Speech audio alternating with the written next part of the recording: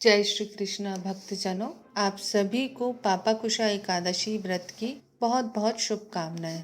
एकादशी तिथि परम भगवान पुरुषोत्तम को अत्यंत ही प्रिय है। इस दिन जो भी व्यक्ति उपवास करता है या इस व्रत का श्रद्धा और निष्ठा पूर्वक पालन करता है, उसके पूर्व जन्म के या इसी जन्म के सभी पापों का नाश हो जाता है और उसे परम उच्च आध्यात्मिक गति भी प्राप्त होती है। ऐसी ही परम मंगलकारी एकादशी तिथि यानी पापाकुशा एकादशी, जो कि प्रत्येक वर्ष अश्विन मास के शुक्ल पक्ष में आती है, चातुर्मास के पवित्र समय में आने वाली यह एकादशी मनुष्य के सहस्त्र जन्मों के पापों के सुमेरु को नष्ट कर देती है। इस भौतिक जगत में हर प्रकार के सुख समृद्धि प्रदान करती है और मृत्यु के बाद मनुष्य को आध्यात्मिक जगत की प्राप्ति करवाती है। मनुष्य अपने जीवन काल के दौरान प्रत्येक क्षण अनेक पाप और पुण्य कर्म करता है और इसी पाप और पुण्य के फल स्वरूप उसे सुख और दुख भोगना पड़ता है। मनुष्य के जीवन में होने वाली अच्छी या बुरी घटना उसके स्वयं के पूर्व या वर्तमान जीवन के कर्मों का फल होती है और इस प्रकार जीवात्मा अनंत काल तक इस जीवन और मृत्यु के चक्र में विचरण करती रहती है। लेकिन इस जीवन मृत्यु और पाप पुण्य के चक्र से सदा के लिए मुक्त कैसे हुआ जाए, तो उत्तर सरल है। भगवान श्री कृष्ण की शरण लेकर जब भी कोई जीवात्मा भगवान को समर्पित जीवन जीता है या फिर भगवान की सेवा के लिए कोई कार्य करता है, तो फिर उसे इस कर्म के प्रभाव से में नहीं फंसना पड़ता और श्री कृष्ण को समर्पित जीवन में एकादशी व्रत भी आता है। यही एक ऐसा व्रत है जो परम भगवान श्री कृष्ण की प्रसन्नता के लिए किया जाता है। बाकी अनेक व्रतों के पीछे भौतिक सुख सुविधा प्राप्त करने की लालसा रहती है, लेकिन एकादशी तिथि शुद्ध रूप से भगवान की प्रसन्नता के लिए ही होती है। उसका लक्ष्य भगवान की शुद्ध भक्ति में सेवा की याचना करना और भगवान को प्रसन्न करना ही होता है। इस एकादशी के फलस्वरूप मनुष्य को भौतिक सुख समृद्धि प्राप्त अवश्य होती है, लेकिन वे मुख्य लक्ष्य नहीं होते। तो चलिए इस परम पवित्र पापाकुशा एकादशी के उपलक्ष्य में आज हम इसकी एक पौराणिक कथा का श्रवण करते हैं। हजारों वर्ष पूर्व की बात है। उस समय विंध्य पर्वत पर एक अत्यंत क्रूर शिकारी रहता था।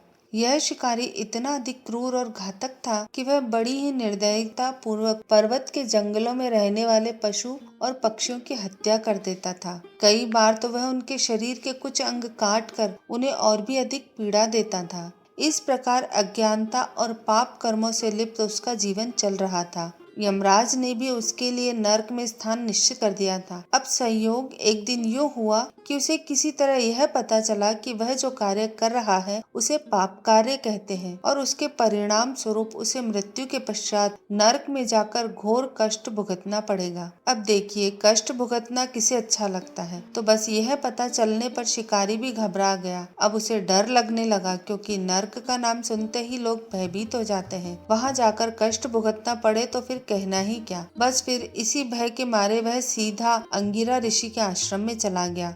वहां जाकर वह ऋषि के चरणों में गिर पड़ा और उनसे हाथ जोड़कर प्रार्थना करने लगा। उसने कहा, हे ऋषिवर, आजीवन मैंने अत्यंत घोर पाप कर्म किए हैं, निर्दोष प्राणियों की निर्मम हत्या की है और अब जीवन के अंत में मुझे यह ज्ञान हुआ है कि मैंने आजीवन कितना पाप किया है। ऋषिवर, पाप कर्मों की सजा स्वरूप नरक के विषय में सोचकर मैं अब अत्यंत भयभीत हो चुका हूँ। कृपया आप मुझे इन पापों से मुक्त होने का कोई मार्ग दिखाएं। आप तो त्रिकालदर्शी हैं, कृपया मेरी सहायता करें। शिकारी की आर्द्र प्रार्थना सुनकर ऋषि अंगिरा ने उसे कहा, हे वत्स, निसंदेह तुम्हारे पाप कर्म तुम्हें नरक की दिशा में अग्रसर करेंगे, लेकिन फिर भी मैं तुम्हें एक शास्त्रोक्त एक उपाय बताता हूँ जिससे तुम इससे बच सकते हो, और वह उपाय है अश्विन मास में आने वाली पापाकुशा एकादशी व्रत का पालन करना। इस एकादशी व्रत का तुम श्रद्धा और नियम पूर्वक पालन करो। भगवान श्री पद्मनाभ की पूजा अर्चना करो और निश्चित रूप से तुम इस पाप कर्म से मुक्त हो जाओगे। यह सुनकर कि शिकारी के मन में आशा की किरण उदित हुई। उसने ऋषि अंगिरा द्वारा बताए गए नियम अनुसार श्रद्धा पूर्वक इस एकादशी व्रत का पालन किया और इसके परिणाम स्वरूप वह अपने सभी पाप कर्मों से मुक्त हुआ और जीवन के अंत में उसे आध्यात्मिक लोक प्राप्त हुआ।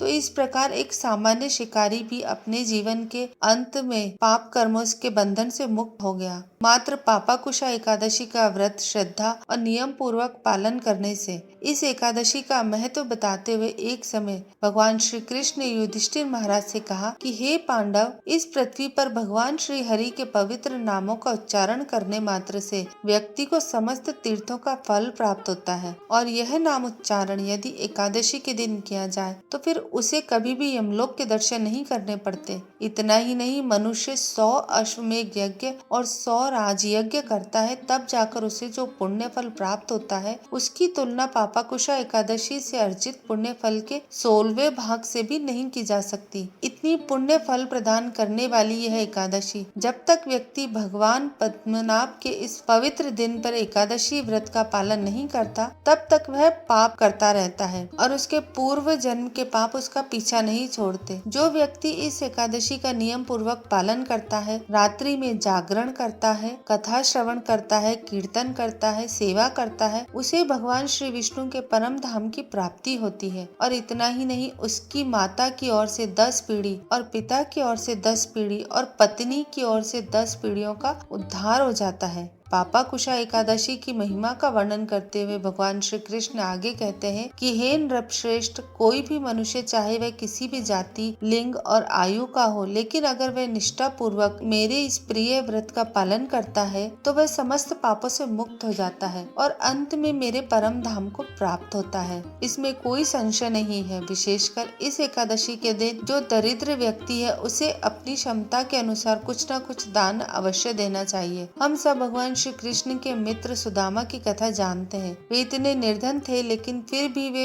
अपने मित्र को भेंट देने के लिए तांदुला यानी कि चावल के कुछ दाने लेकर आए थे। इतना निर्धन कोई नहीं होता व्यक्ति एक चावल का दाना भी ना दे पाए। तो इसलिए इस एकादशी का पारण करते समय व्यक्ति को अपनी क्षमता अनुसार कुछ न कुछ दान अवश्य देना चाहिए। और जो धनी व्यक्ति है, उन्हें यह सोचकर दान देना चाहिए कि उनकी ये समृद्धि उनके पूर्व जन्म के पुण्य कर्मों और बड़ों के आशीर्वाद का फल है, इसलिए उसे जन कल्याण में उपयोग में लेना चाहिए। तो यह थी आज की एकादशी कथा। इस कथा से आपने क्या शिक्षा प्राप्त की, यह हमें नीचे कमेंट बॉक्स में लिखकर जरूर बताइएगा। आपको ये कथा अच्छी लगी है तो इसे अपने परिवार और मित्रों के साथ भी जरूर शेयर करिएगा। इस वीडियो को लाइक करिएगा और अगर आप हमारे चैनल पर पहली बार आए हैं, नए हैं, तो हमारे चैनल को सब्सक्राइब जरूर करिएगा। धन्यवाद। जय श्री कृष्ण।